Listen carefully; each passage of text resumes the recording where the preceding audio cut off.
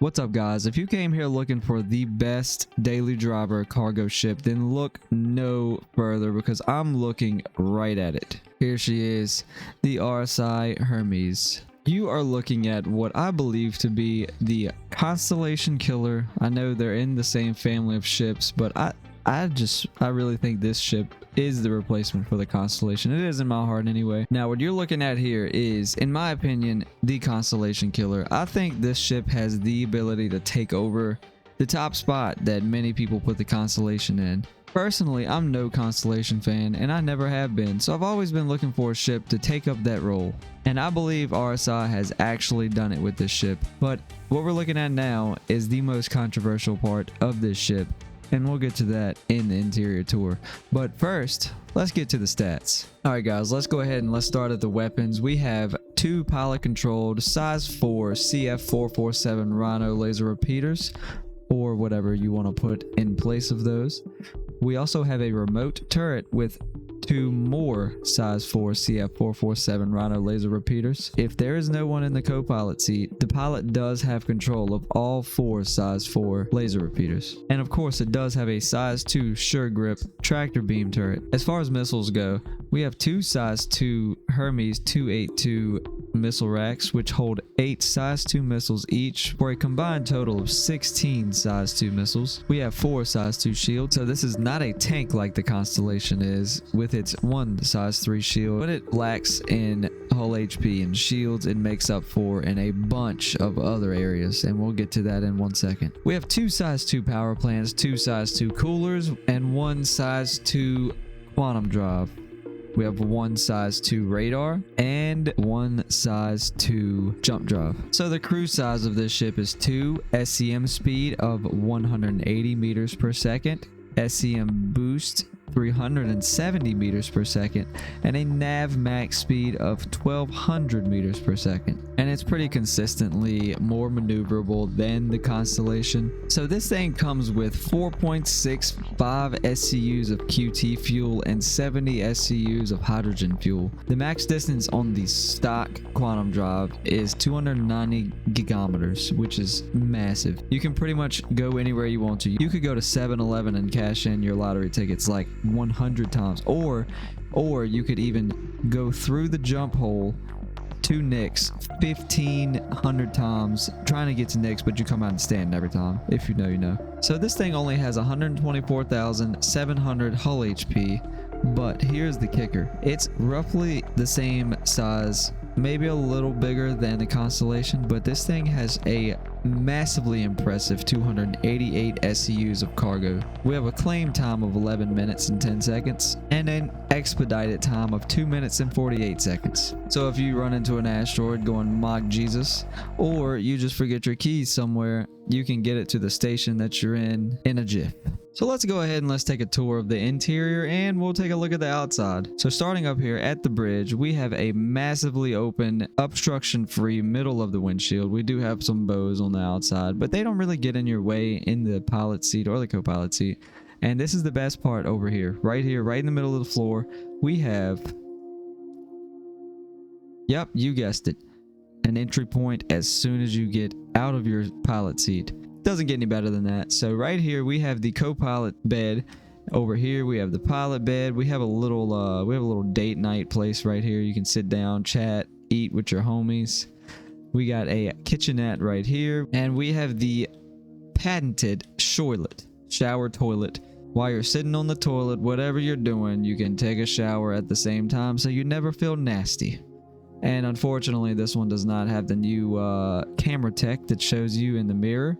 It has a really weird knob for the water. Never seen that in real life, but hey, this is 2956, whatever year it is. All right, so let's go ahead and let's go down real quick. We're gonna close the airlock.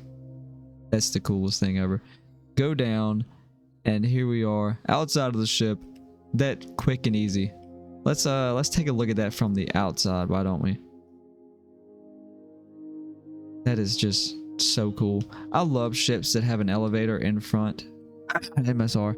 We should definitely petition to get that added to the MSR. But anyway, back to the Hermes. Look at this.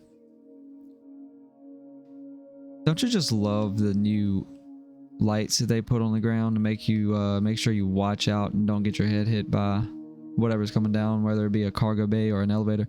Anyway, let's go ahead and let's walk backwards towards the back of the ship. We're going to open up either side. We have component storage, component bays, whatever, between the bridge and the cargo bay. That one will not open for me for some reason. So we have our cooler, jump drive, power plant, shields, and whatnot, all in them. And here it is, the absolutely stunningly massive cargo bay. I have loaded this thing quite a few times doing the 4.6 missions, which this tractor beam rail makes it extremely easy.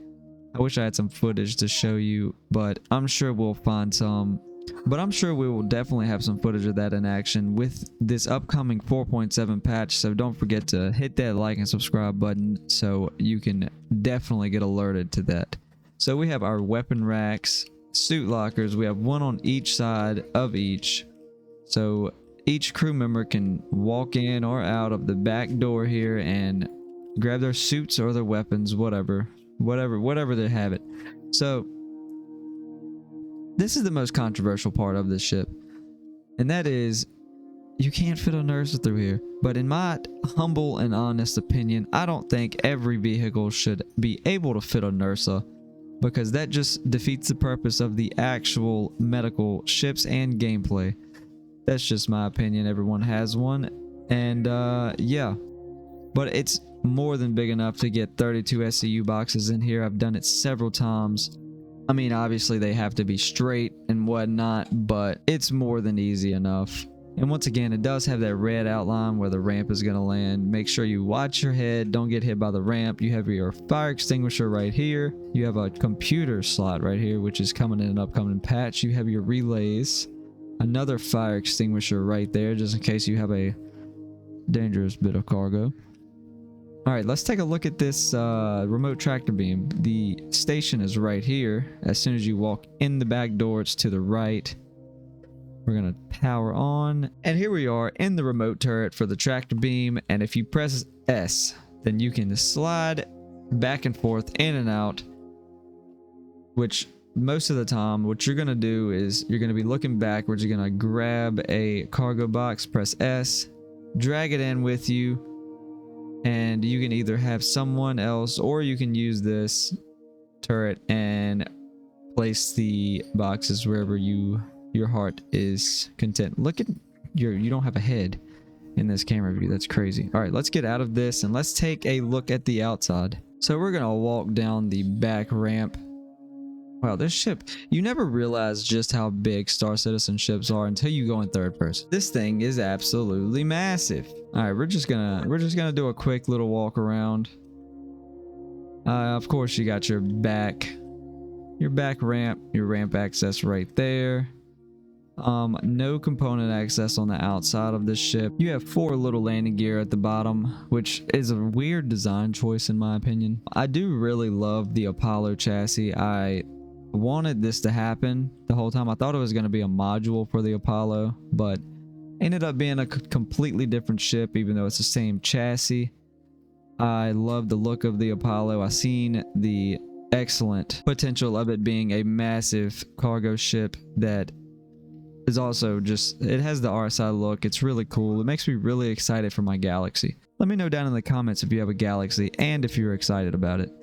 And let's go ahead. I know we've already looked at the elevator, but here it is again. Buttons right there.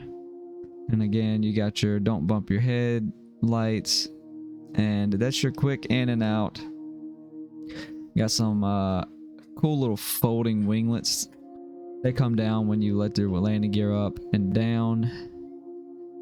Yeah, overall, one of my favorite new ships in the game. Actually, one of my favorite ships in the game. It's kind of like what the C1 should have been, but just without all the wasted space of the wings. Don't get me wrong, I love the C1. It's a beautiful ship. It's just something about it just doesn't tick all the boxes for me, and this thing does. Oh, not to mention it has cool paints that tint the windows. Alright guys, if you enjoyed any second of this video or you found any second of it helpful, don't forget, hit that like and subscribe button, and we're going to be jumping into the Drake Clipper next, and don't forget, hit that like and subscribe button for the videos for 4.7, and leave me a comment down below and tell me what your thoughts of the Hermes is and what other ships you would like to see.